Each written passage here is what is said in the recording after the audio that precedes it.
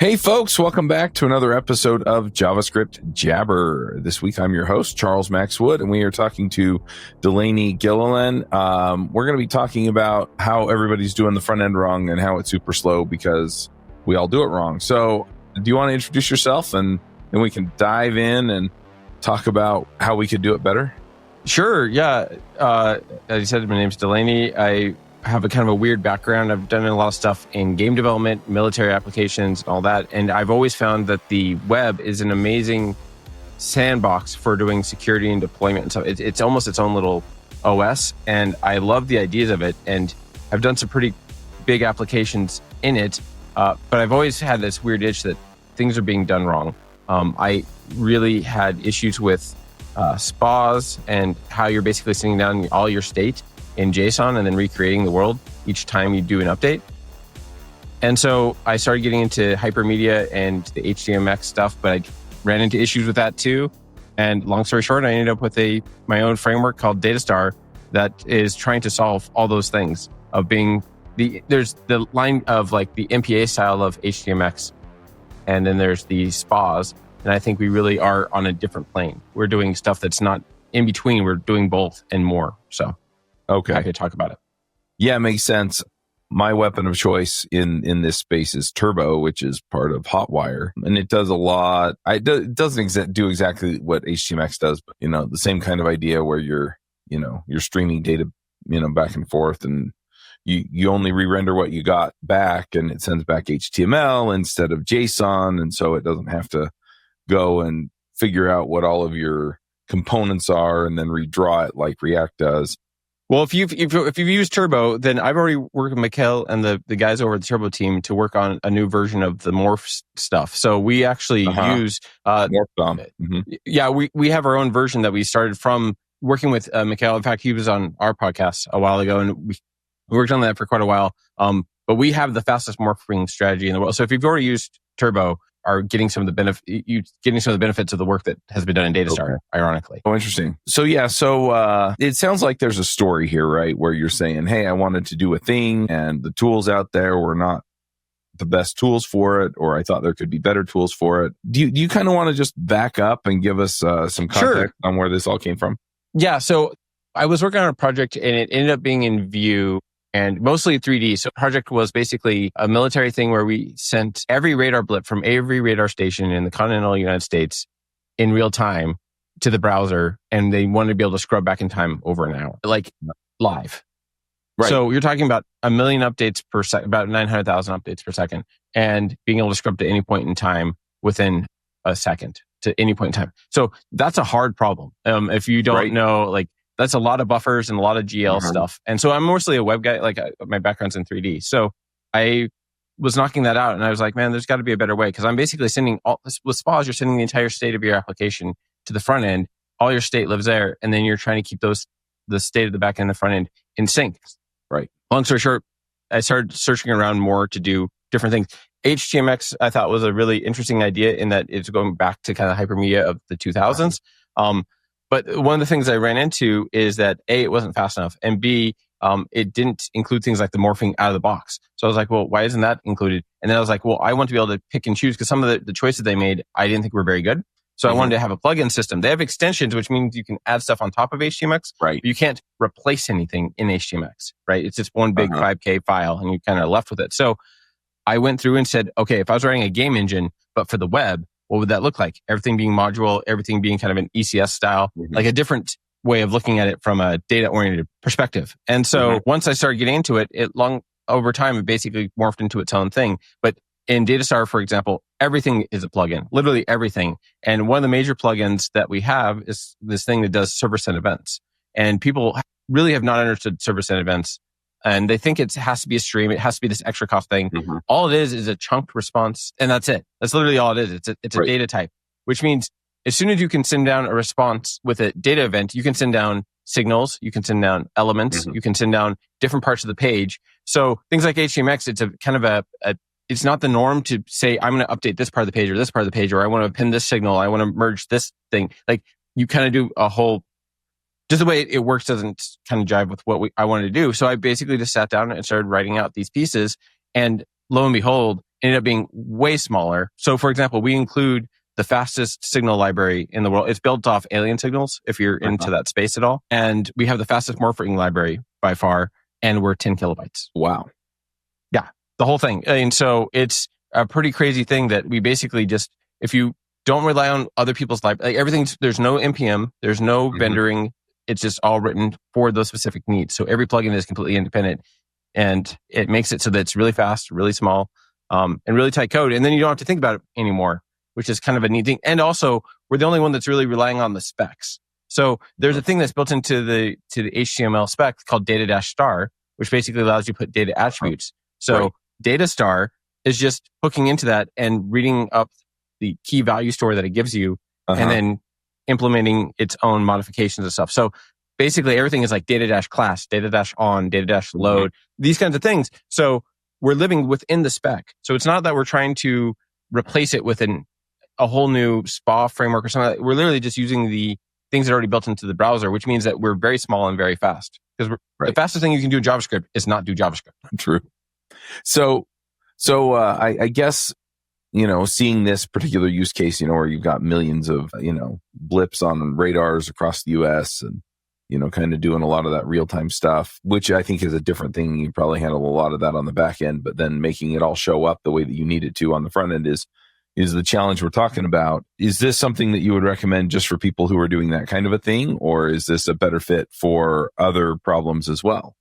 Yeah, so I think that the way that Datastar builds things now is the best way to build websites, bar none. And the reason why is people say, well, yeah, I'm not building a game, I'm not building real-time stuff. Yeah, but if it can handle that, then it can handle your other issues so much easier. So for example, there's one of our users made it's really a rendering demo because it's the dumbest way to build this kind of thing. But he took the game of life and he made every cell a div and then colored the div with CSS. And then when you click on it, it updates the div. So you have 2,500 divs. He's updating it at like between 5 and 10 frames a second. And it's a shared state. So everyone in the world sees the exact same version of it at all times.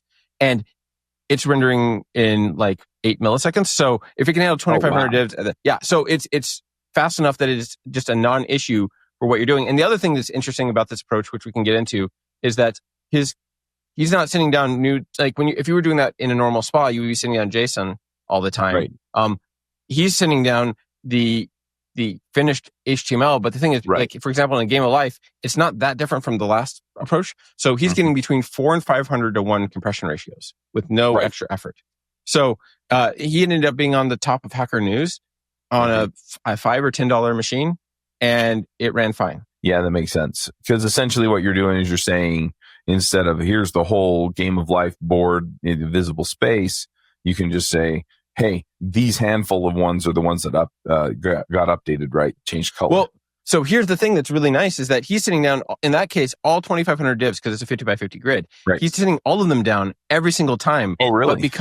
So the thing is, you just think about it as this big fat morph, and it is smart enough to say, hey, I already had a compression window that had bits and pieces of it.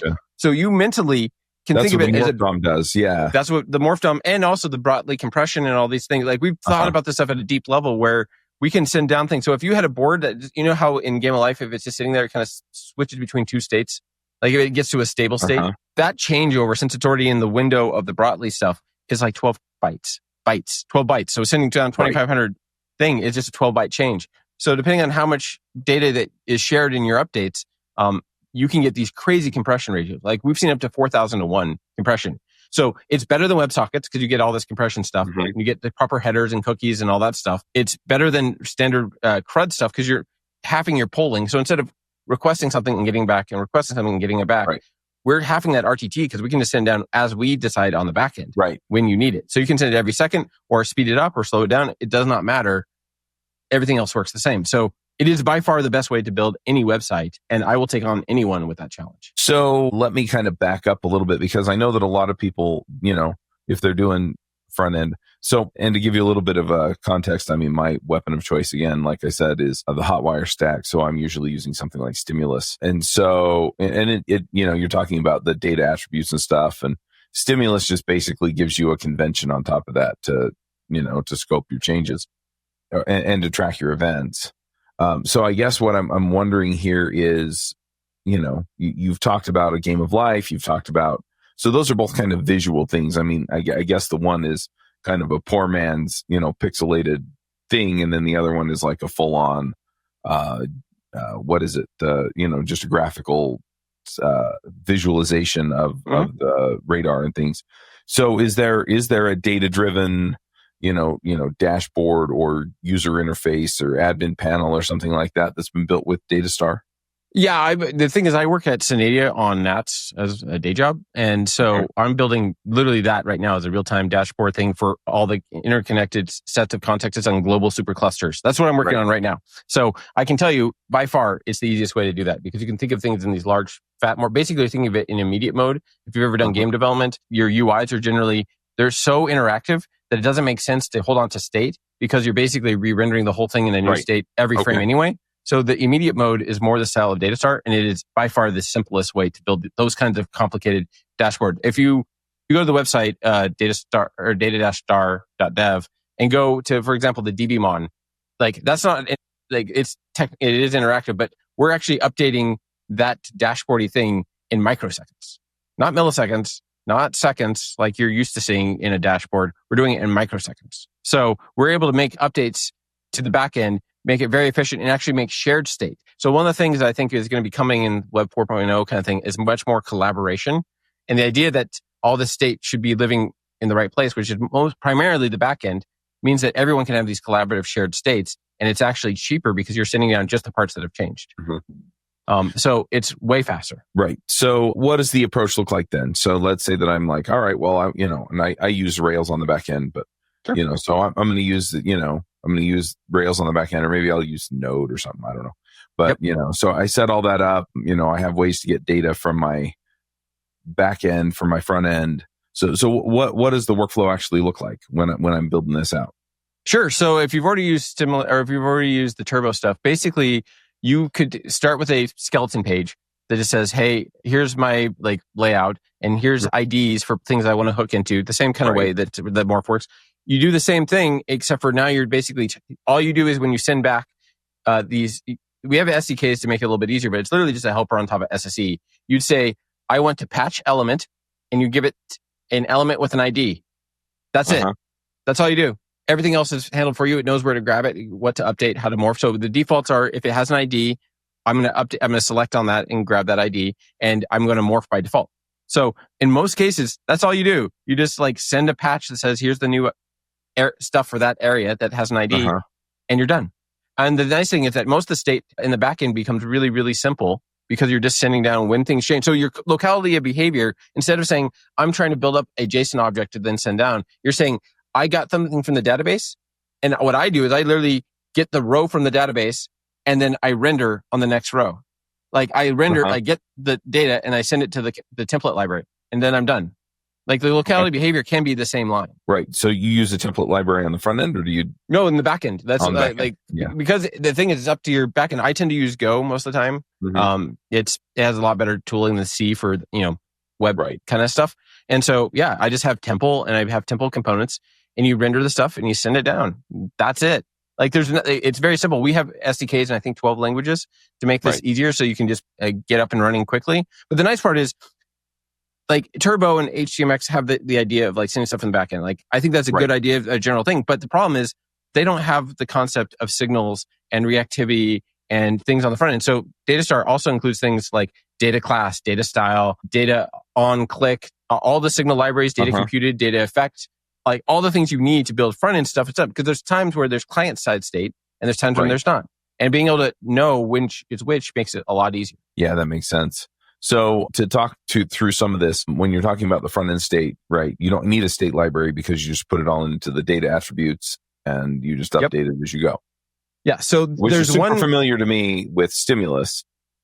Yeah. So there's one basically global reactive store, kind of like you would see in Redux or any of these kinds of things, where you have a global store. As you make changes, it automatically updates and gives you signals and all this stuff. And then what happens is whenever you do actions inside your thing, we have an @ sign for basically actions. So if you do an @get or an @post, it automatically piles all the signals and sends it back up. There's filters on that you can say, I want to subset it and all that. But the point is that you basically can keep things in sync by sending that state back up to the server. And because you have so much of your states on the back end, there's very few signals on the front end, right? There's things like doing two-way binding to an input or a text area or to some kind of timer thing or some user local setting of a theme that you don't care about. Like there's some of that stuff, but most of the time you send all that up to the server and then you know the exact state of what the front end is doing. Right. So then if I need to send a signal back from the back end, how do you manage that?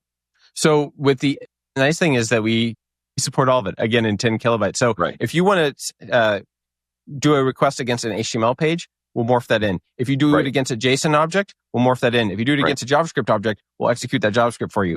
But in your SSE, you could be sending down, hey, I want to update this patch of this page, or I want to update these signals. So you have patch signals and patch elements. And then there's technically read signals when the stuff comes in. That's the entire SDK. You like, that's it. So you just patch things in, whether they're signals or elements, and you update your page, and that's it. Like, it's fast because there's very little of it, if that makes sense. Right. Yeah, that makes sense. On the other end, though, like if something changes on the back end, does it just push the data through a WebSocket or how do you manage that? So the thing that people have, this has been a big issue with the HTML5 spec. People are so used to seeing SSE, because that's I kind of think everyone should be using SSE for basically everything. And the reason why is because it's just a response type. Like, you know how you get text when you HTML, say SSE, that's server-side event? Server-sent events. Yeah. Okay. Yeah. So the thing about server-sent events is, like, for example, if you went to the front page of datastar.dev, you'll see on the second little example, it's just a response type. So just like you have text HTML or application JS, there's another one called event or text/event stream. And all it is, you know how when you're sending a request, if you're sending up a big file and it's a chunked,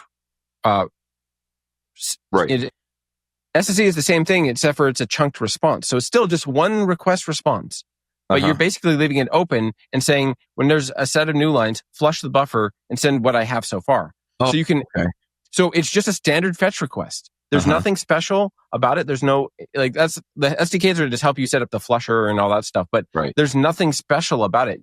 In fact, the irony is most of the time, most browsers are doing HTTP streaming already for you.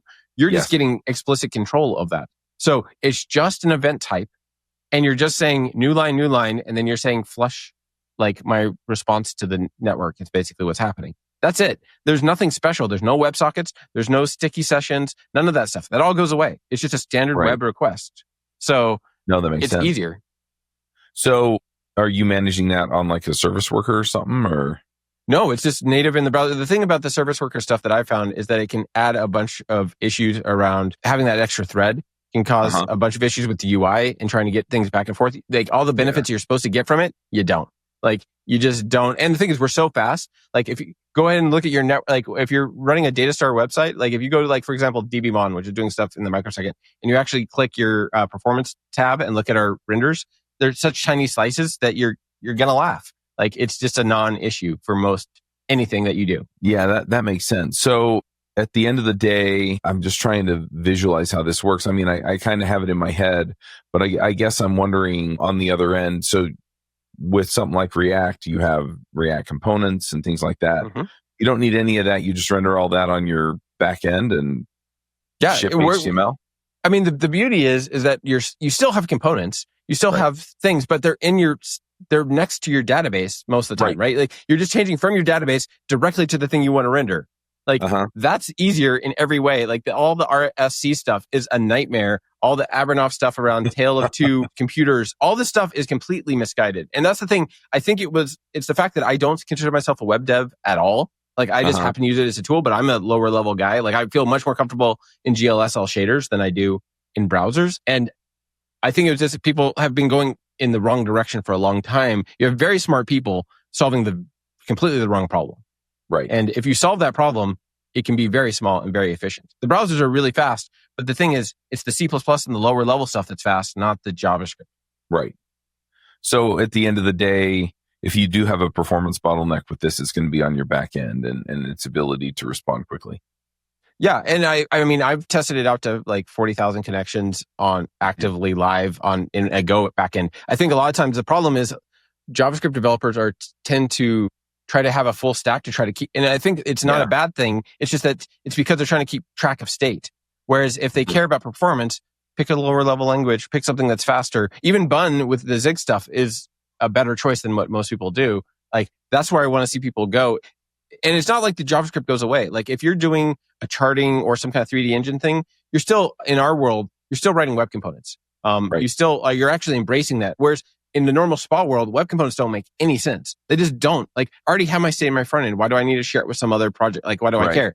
Whereas all of a sudden, if you're saying, I can make a Datastar application and it looks the same, whether it's in PHP and Go, Zig, it does not matter. Clojure, it doesn't matter.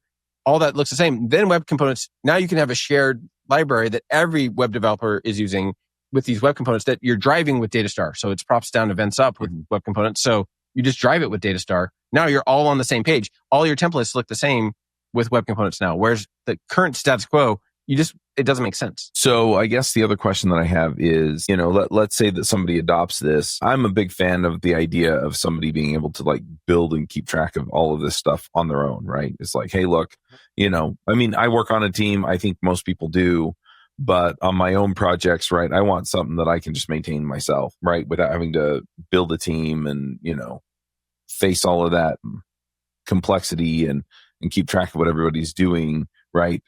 Eventually I may have to get there, but the longer I can hold out, the better. So is this something that somebody can just slam in on their own and just go for it? Yeah. So we're actually really good in brownfields because we're using the spec compliant stuff. We're not using special tags. We're not using special things. There's no build step. Like, we are built in TypeScript because I love static analysis and I get as much of it I can. But the final thing is just a single CDN link and it's one 10K JavaScript file. Like, that's all you got to do to put it on a page. For most people, it's smaller than the fave icon that they use.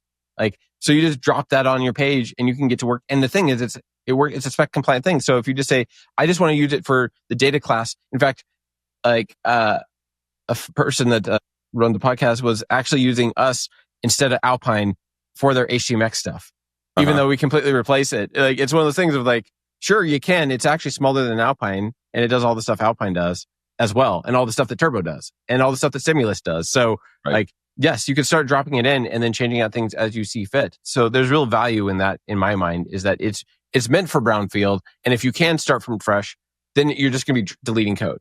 Like, that's the neat thing. I've done enough stuff in Alpine and HTMX, and I haven't done a lot of Turbo because I bounce off of it. If you're not a Ruby person, it's a little hard to use, in my opinion. And I will say, I guarantee you, like, I will take any bet that your code, you're going to have less code on the page, just because there's less that has to go on to solve the problem. And I think people just overcomplicated it because they kept working the wrong side of the problem, honestly.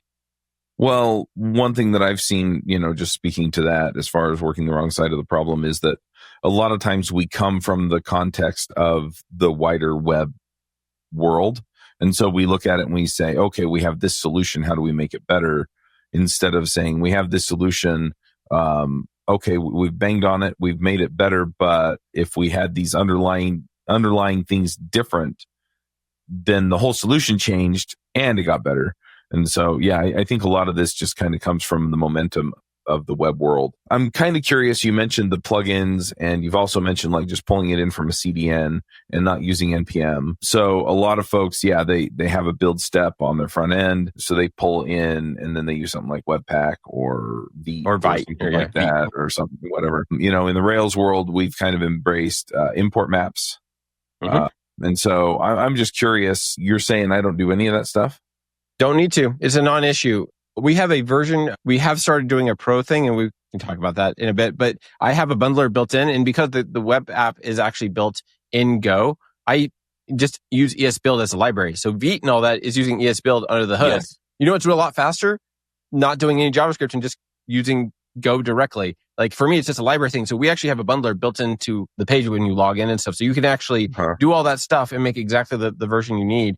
And it's just built into the browser, and it takes microseconds, and I cache it and do all that kind of stuff. So we just, like, that's the right answer. You don't need all these other steps. Like, there's a lot of times where people like bounce off of TypeScript, but I think it's one of those things of it depends on what you're doing. So for things like building an entire framework that's static analysis and there's a plugin thing, it's great at that. If you're doing a small web component, you don't need it. So people they think that they need to have a one-stop solution for all these things, whereas most of the time, like, what the library author needs to do versus what they need to do to get stuff on the screen is a very different problem. So So what I'm hearing is, I pull this in and it basically just works out of the box. I don't have to go write stimulus controllers or Nope, React nothing. components or Nope. anything like that to get functionality onto my page. If I need custom stuff, you mentioned plugins. Is that the way to do that? Or So it's funny. At first, I made the plugins because I thought there'd be like a bizarre, like almost like the Unity asset store where everyone would write a million plugins. But what we found is there's not like the browsers are gotten good enough that there's not that many things that you need to kind of hijack and make better. Like setting up classes and having the string manipulation there, and for styles, and for like there's other things like data on RAF for doing request animation frame. There's certain things that are just easier in that expression language. But every time someone said, "Hey, I want to make a plugin," we say, "Hey, like talk to us," because if it's a good idea, we'll do it. So it ended up that I wanted it to be this thing everyone uses. But the irony is there's not that many plugins to write. And if you come talk to us, we'll just write it in and build it into the library. In fact, it just happened because everyone tends to use styles or classes because of Tailwind and all that. But someone came in with some really good ideas around how to do animating of styling and stuff. And they wanted to use have a style thing. And we had it for 2 years. In a day, we had it. And we're like, oh, no, that's a good idea. And now it's part of the latest RC is data-style is now just a built-in thing. So it's more of the core. Yeah, it's more of an implementation detail at this point, the plugin system, because you have to know, like, it is a little bit harder to write plugins because we're very code golfy and we try to make it as efficient as possible. There's that, but anyone can write a plugin, but right now you basically fork and kind of go on your own route. But the whole system's there. You have access to everything. Right. It's just getting it into the core. We're a little finicky with that stuff. So effectively, because I know some people are just going to kind of have trouble wrapping their head around it. Okay, well, I have this custom behavior that I need to blah, blah, blah, blah. And so it has to do all this stuff. And what you're telling me is that essentially the way that the framework works, you can do probably 99% of that stuff just with your data attributes and then leaning on the framework. Yeah. And the thing is that when you run into something really complex, like I built an entire 3D engine for one of the things that I'm doing, and that was just one web component. Like or a couple of web components, and they just nest inside of each other. Then you drive it with Datastar, and it's not that bad. And you just are updating props and you're handling events. The thing is that the browsers already have a native way to do that, a way to encapsulate JavaScript. So a lot of people are just like, well, how do I just add this one little JS thing? Most of the time, they're trying to interact with some other charting library or some other thing that they didn't wrap that in a web component. And now you have something that can be shared anywhere all the time. And that's the right way to do it in the modern web. Like that's just easier for everyone. And now you have something that's shareable. Whereas right now we don't have a lot of sharing going on between frameworks and stuff. Whereas with Datastar, we embrace what the web is already good at. And what's also nice is if you are using Svelte or React or Vue and you want to move towards that, all of those support web components out of the box. Like you can turn a Vue component into a web component. Same with Svelte. All these things. In fact, Svelte's a pretty good option if you want to live in that world and still do SPA stuff. You can turn those things into web components and now drive them with Datastar and be so much more efficient in how you do that. Right. When you say web components, you're talking about like the spec that's out there. Yeah, the native spec. Yep. Yeah. It's really good. Like there's some things that are kind of clunky about it, but like we're working on a thing we're calling Rocket right now, which is a way to make it so that it's kind of like our version of Lit, where you have your own little thing that automatically does a hookup of signals and does some niceties for you to make the code smaller. But just writing the specs, like writing spec compliant web components is not that hard. You get props down, you make changes, and then you render your HTML. That's it. Like it's not rocket science. So just to kind of recap, because I'm just thinking through this and it sounds pretty awesome. Now I want to go play with it. And I want to go see, how I can kind of plug this into my Rails apps, because sometimes writing the stimulus controllers or, kind of getting some of the custom behavior is just like, it's not exactly what I want, or there's a little bit of ceremony around some of it, not a ton, but a little bit. No, and there shouldn't, especially in a language like Ruby, there should be basically no ceremony. In fact, we have a very vibrant Ruby community already built, and we have a Ruby SDK. I would highly recommend joining the Discord, joining the Ruby side and saying, hey, I talked to Delaney and like, I'm interested. What do I got to do? And you'll see that we have a lot going on already. Like it's already vibrant for being a small community. So. Yeah, I guess what I'm interested in is just to see, how it stacks up and how much of the stuff I wind up doing in a stimulus controller that I can just. You probably can truck almost all of it. And the nice thing is that we have a guide that's. End. Yeah, and we have a guide, and it's actually written with all the examples in different languages. So if you follow the guide, you can just go to the Ruby one and literally step through and say, does this match my needs? And again, it's not that like we don't make anything from this, but it's more of a like we want to see the web be a better place. Right. In fact, we actually set up a nonprofit. We have a 501c3 that's already set up for it. So like we actually have a mission and a goal. There's not going to be some Vercel rug pull play some later. Like we literally did the nonprofit to make people understand we don't have stocks or anything like that. Like we're stewards of the project. We're trying to do the right things, and we want to see the web be better because I want to get back to. I dog food this. I use it for work. It's not like this is my gig. I just want to make it better and like have more people involved so they can make it better with me. Right. So you mentioned Vercel. You've also got Netlify and a bunch of these other ones that, they'll host your front end. They'll host your back end too, depending on how it's put together. And so is this something that, I can just throw it together and have out there? I guess if you're just pulling it off the CDN, it doesn't matter. You just copy paste to local if you want. Like what I do is I use Go. So I use the embed stuff. So I can embed all my file system directly into my binary. Right. So I just make it so it loads, like copies in as part of my build step from the CDN stuff from JS Deliver. Mm-hmm. And then I have a binary version that works anywhere in the world. So I have a single binary that I can deploy with SCP and have it on a thing. No problem. So it's actually simpler in every way. You don't need DevOps to do most things. You need SCP and a system cuddle file, and that's it. Like that's all you need. Right.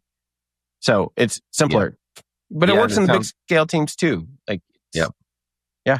It sounds like you can just serve it, depending on what your backend is and how that stuff works. Yeah, you can run it through whatever asset pipeline or management you have, and you just serve it up and run it. Well, and that's the thing I wanted to get back to. Like, I remember when, in fact, it's funny, the more of this stuff I do, the more I'm like, man, jQuery was so close to being right.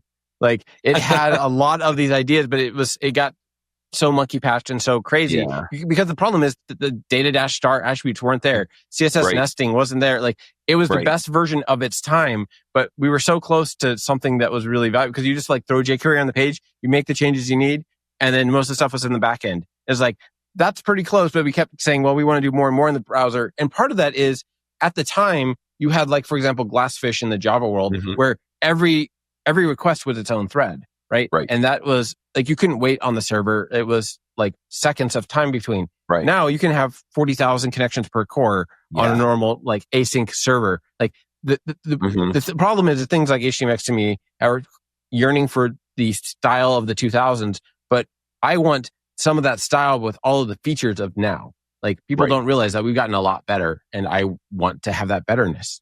So you and DHA. Well, in fact, the very first version of Datastar, when I committed it, I was like, DHH will hate this because this is when it was doing his whole TypeScript sucks diatribe thing. Yeah, but the ideas that you're talking about and the things that you're pulling in and, the niceties of how we did things, 15, 20 years ago, where a lot of this stuff was a lot simpler. I mean, he does push back to that. I mean, that's a lot of the idea that he's espousing. He wouldn't write it in TypeScript, but that's a different thing. Well, the thing is that most people are conflicting. I want to write my daily like updating of my page in TypeScript. Like, no, you don't need to do that if you don't need to write any. Like in the Datastar way, you basically write no JavaScript most of the time. You don't need to, and when you do, it's little snippets of expressions. Right, you're going back to almost the on-click days of like you're just writing a little expression, and so that's a lot easier. I would love if he would try it out because I bet he seems to be very motivated by getting to good answers. And I actually think he might see it and say, this is better than Turbo. Like if he actually spent time with Datastar, he might actually, I think that it could be actually a possibility because Turbo is only focused on Ruby. It's kind of a piecemeal thing. It's not really their focus. It's just kind of like, oh, this is good enough. It's better than the other tools out there. Cool. We're done. Whereas Datastar went hard on hard problems and we're faster, we're smaller, and we're better. And like, he seemed to be one of those people. So I would love for him to try it out. I just don't have the context to know. Like I'm a nobody on like I'm just a guy in a hole kind of thing. So the other thing I wanted to throw out there is a lot of folks use, I mean, you mentioned Tailwind, but on top of that, and I think Tailwind is offering one now. If you have Tailwind Plus or Pro or whatever they call it, I do have that. I just haven't used their library because I don't use React on the front end.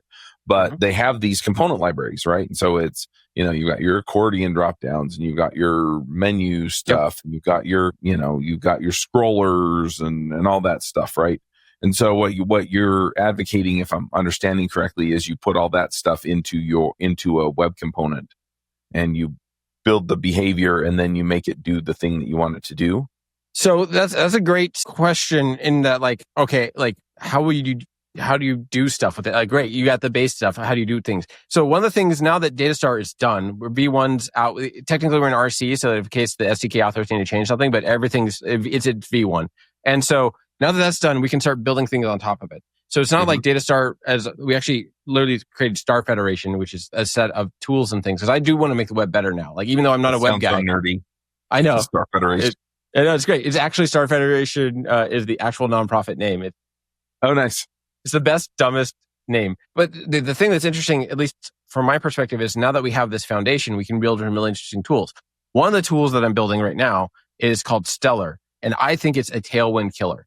Like 100% will just murder Tailwind. And the reason why is because basically I'm taking a lot of the ideas from OpenProps, which I think is a really good thing, because it's basically just a bunch of CSS variables that someone from the Google team, Adam Argyle, made, that basically you're doing stuff with standard CSS, because now nesting's there, all the functions and mixins are coming.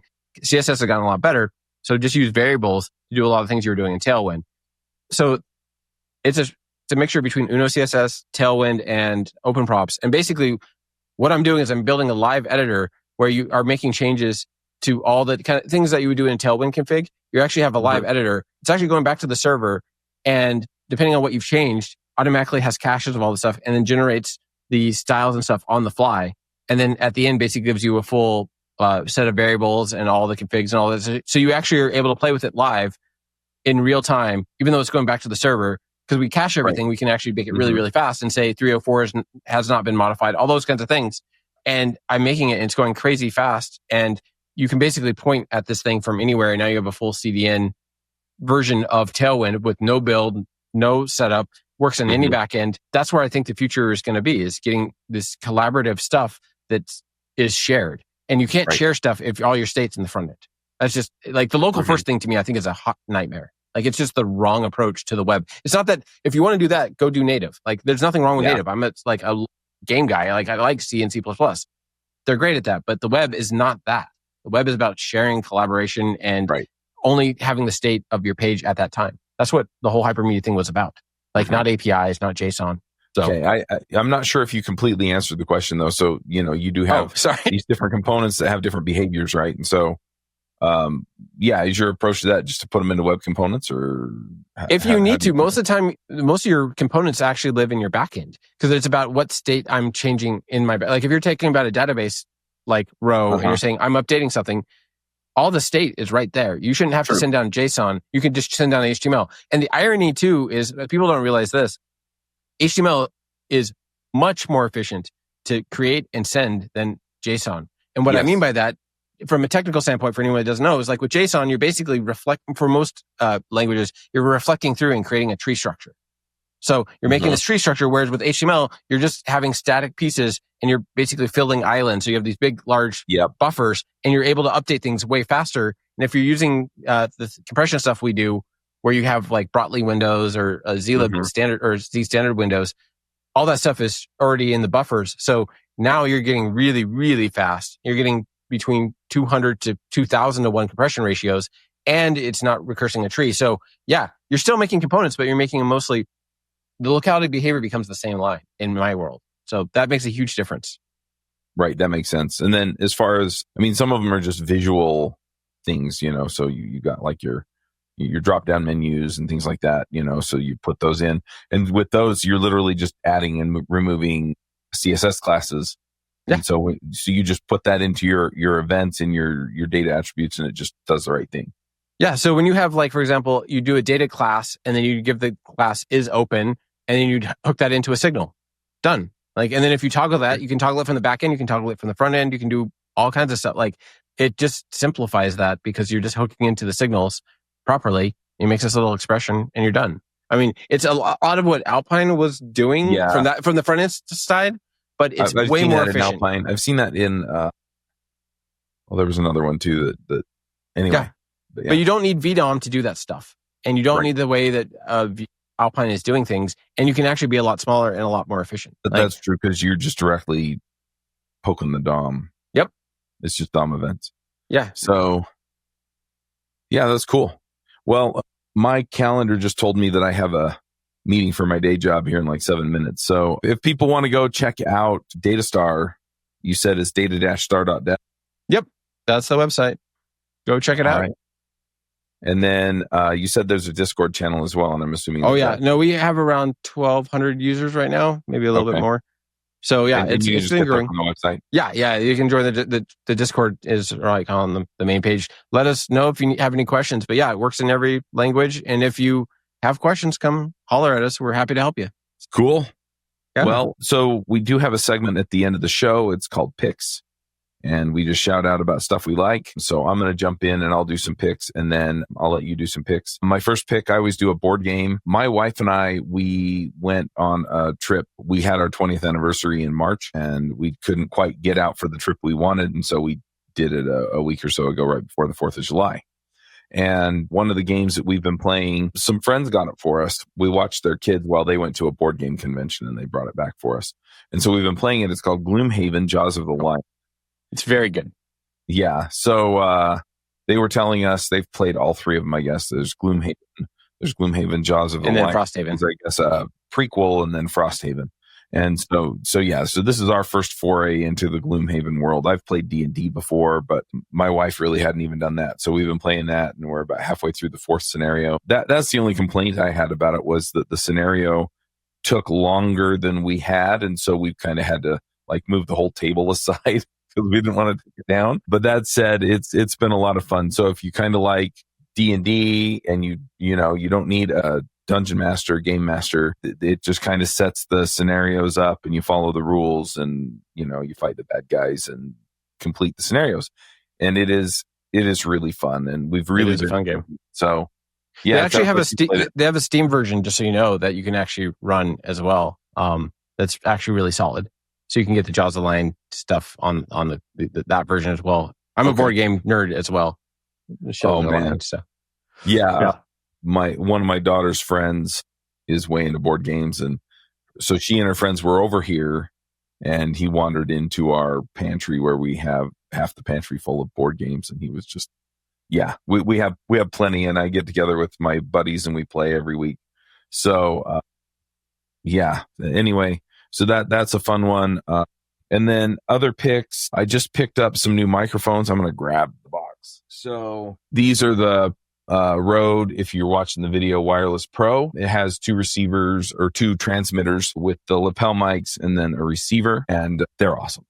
So I'm going to pick those as just gear. They're not cheap, but they're great. And yeah, I've been in a scenario where I've needed to do more than 2 people with these. And so I also have a mixer that I bought for $100 off Amazon, and that's been great. So really, really happy with that stuff. I don't know if I have any other picks, but yeah, if you've got some picks, Delaney, sure. I'll do 2 quick ones. There's a book that I've read multiple times. It's one of the few books I've read multiple times, but it's actually being turned into a movie. So I'd highly recommend reading the book first. Do I know what it is? Oh, do you? I bet I know what it is. Go ahead. Okay, let's go for it. Tell me. Is it Project Hail Mary? It sure is. Weir? Yeah, it's a great book. So excited for that. Yeah, I mean, I hope they get Rocky right. It's going to be a hard one, but it's a good team behind it, so I have high expectations. But it's a great book, and if you haven't read that, there's also another good one called Recursion that I just read that was a solid pick. I don't know the author, but white, or it's a big yellow front cover. It's an interesting book. So yeah, those would be the book choices. And when it comes to, if you did board games, I have to say that I've been kind of getting deep into the ARCS world. I haven't done the whole campaign thing, but if you haven't heard of ARCS yet, it is a challenging, interesting board game of trying to control the uncontrollable. It's a very interesting take on, it's technically, I guess people would say call it a space game, but it's not really. It's not like Twilight Imperium or anything like that. It's a very interesting thing, especially with 4 players. So I would highly recommend looking at ARCS. I'll have to check it out. Yeah. So Project Hail Mary, I think people are more familiar with The Martian, which was another book that he wrote. And so it's the same author. I will say that I liked Project Hail Mary better than The Martian. So by far, yeah, easily. It is a better book. So anyway, I'm super excited. The second I saw the trailer, I sent it to my wife, and she wait. There's a trailer? I haven't even seen the trailer yet. Yeah, it's I haven't even looked at it yet. Gosling in it. Yeah. She watched it. She's like, so. I'm like, you got to read the book first. Well, in fact, the recursion book was a recommendation from Andy Weir saying, hey, what are you reading that you think are interesting? And he recommended the recursion one. And I was like, I read it and I was like, yeah, it's actually a pretty solid book. It's a very interesting take. So yeah, highly recommend taking it. Now I have to go watch the trailer, I fear, at least.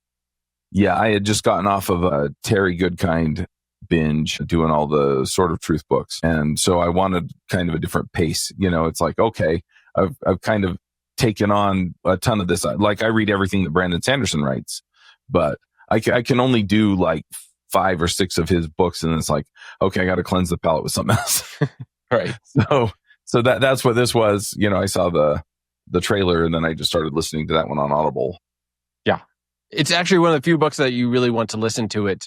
It's a great as an Audible because they actually do the voices. I can't go without spoiling things. It's really good as an audiobook, I'll say.